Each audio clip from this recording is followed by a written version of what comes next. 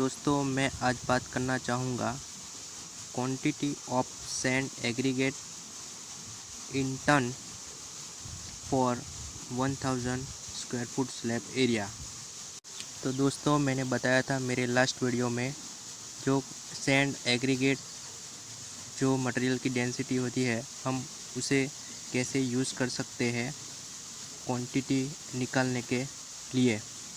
तो दोस्तों आप यहाँ पे देख सकते हो 1000 मल्टीपल बाई 0.5। तो दोस्तों आप सोचोगे 0.5 कहाँ से आया, तो आप देख सकते हो 0.5 स्लैब की थिकनेस है। यहाँ पे मैंने 6 इंच थिकनेस स्लैब की बताई है। तो उसको 6 इंच को हमें फुट में कन्वर्ट करने के लिए 6 इंच डिवाइडेड बाई 12 करना पड़ेगा। मतलब एक फुट में हमारा 12 इंच आता है, तो आपको 0.5 मिलेगा। तो 1000 इंटू 0.5 हम मल्टीप्लाई करेंगे तो हमें 500 क्यूबिक फीट मिलेगा। और हमें 500 क्यूबिक फीट का हमें एम क्यूब करने के लिए हमें 35.28 करना पड़ेगा, तो हमें 14.17 एम क्यूब मिलेगा। तो दोस्तों हम जनरली M20 ग्रेड यूज़ करते हैं। उसका प्रोपोर्शन है 1, 1.5 और 3, और उसका हम सम ऑफ रेशियो करेंगे, मतलब 1 + 1.5 + 3 उन सब का प्लस करेंगे तो हमें सम ऑफ रेशियो मिलेगा 5.5। तो दोस्तों आप जानते होंगे कि आपने डिप्लोमा और में पढ़ा होगा या इंजीनियरिंग की होगी, तो आपको पता होगा कि हमें वेट वॉल्यूम मतलब जो गीला मोटर होता है एक एम क्यूब के लिए हमें 52% मोटर है वो ज़्यादा चाहिए। मतलब उसका ड्राई वॉल्यूम हमें बढ़ाना पड़ेगा 1.52। तो एक एम क्यूब को हमें मल्टीप्लाई करना पड़ेगा 1.52 से, तो हमें मिलेगा 1.52। तो आप यहाँ पे देख सकते हो हमने 14.17 एम क्यूब को हमने मल्टीप्लाई किया है 1.52 से, क्योंकि उतना हमें 52% जो ड्राई मोटर है वो ज़्यादा चाहिए।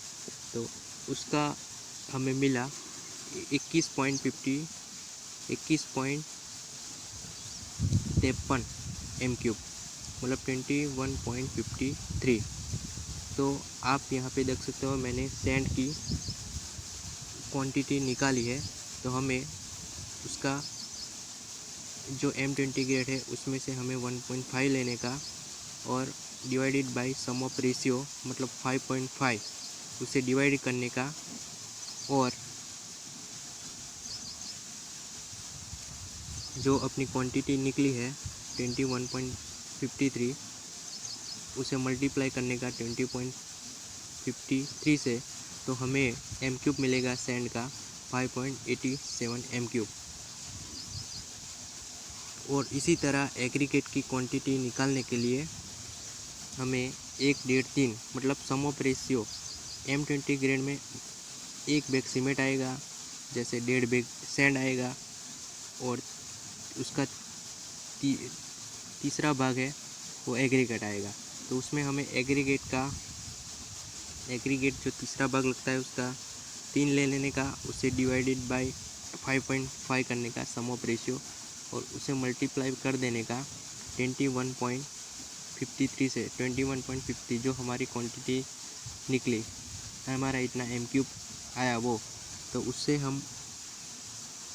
उससे हमारा निकल के आएगा 11.74 एम क्यूब। मतलब आपके स्लैब के लिए आपको इतना एम क्यूब एग्रीगेट लगेगा, 11.74 एम क्यूब आपका एग्रीगेट लगेगा। तो दोस्तों मैंने कल लास्ट वाले वीडियो में बताया था कि हमें सैंड और एग्रीगेट की क्वांटिटी निकालने में डेंसिटी कैसे यूज़ होती है। तो आप यहाँ पे देख सकते हो डेंसिटी ऑफ सैंड की डेंसिटी है 1500 kg प्रति एम क्यूब, और एग्रीगेट की डेंसिटी है 1600 kg प्रति एम क्यूब। तो हमें सिंपल है, एक एम क्यूब के लिए हमें 1500, एक एम क्यूब में 1500 kg सैंड लगती है, वैसे ही एक एम क्यूब में 1600 kg प्रति एग्रीगेट लगती है। तो हमें जो हमारी क्वांटिटी निकली 5.87, उसको हमें मल्टीप्लाई करने का 1500 kg में, 5 सैंड की जो हमें एम क्यूब निकला तो वो निकल के आएगा 8805 kg। तो उससे हमें डिवाइड करने पड़ेगा 1000 kg में। जैसे हमें पता है 1 टन में 1000 kg होता है, तो उसे डिवाइड करोगे तो आपका टन निकल के आ जाएगा 8.8 टन। तो इसी तरह आपकी डेंसिटी आपको मटेरियल की पता होती है तो आप क्वांटिटी निकाल सकते हो। और एग्रीगेट की वही है जो आपका 11.74 एम क्यूब निकला, उसके हमें मल्टीप्लाई करने का अपनी डेंसिटी से एक एम क्यूब में इतना लगेगा। तो 11.74 एम क्यूब में आपका कितना लगेगा, तो 18,784 लगेगा। उससे हमें डिवाइड करने का, एक टन में 1000 kg जैसे आता है, मैंने आपको बताया, उसे डिवाइड कर देने का 1000 से, तो आपको 18.78 टन निकलेगा। मतलब हमें 1000 स्क्वायर फुट स्लैब एरिया में हमें सैंड और एग्रीगेट कितना चाहिए इन टन, मतलब टन में कितना चाहिए वो निकल के आ गया। तो हमें सैंड चाहिए 8.8 टन और हमें एग्रीगेट चाहिए 18.78 टन। मतलब आप राउंड फिगर कर देंगे, जैसे कि 9 टन सैंड चाहिए और एग्रीगेट चाहिए, मतलब 19 टन चाहिए। तो दोस्तों, मेरा वीडियो अच्छा लगा हो तो प्लीज़ मुझे सपोर्ट करना और मेरी चैनल सब्सक्राइब करना और वीडियो लाइक करना। So thank you watch for this video.